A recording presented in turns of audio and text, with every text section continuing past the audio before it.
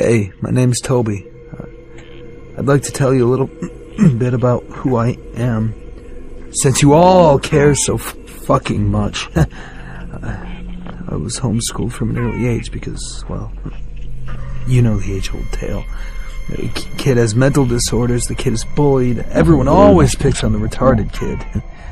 They called me Ticci Toby because of my goddamn tics. I wasn't retarded, though. I was troubled. I had Tourette's and a whole slew of disorders, but my favorite was the one that made me completely numb to any pain. Too bad it didn't work for a broken heart. Anyways, I lived with Ma, Sis, and dear old Dad. Dad was just an amazing father, always getting drunk and beating us. He's dead now. And Sis died from a car accident.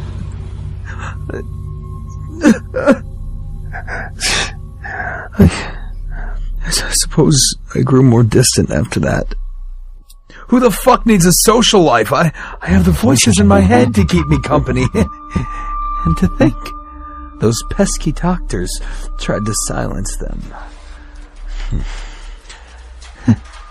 So anyways, I butchered dear old Dad.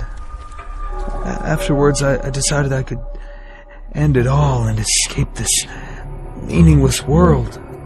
But then, I blacked out. Next thing I know, this thing is standing over me. It had no eyes, no nose, and no mouth, but somehow it spoke to me. Toby, open your eyes, child. I did as he asked. It is not time for your end. And he was right. That was just the beginning of my journey.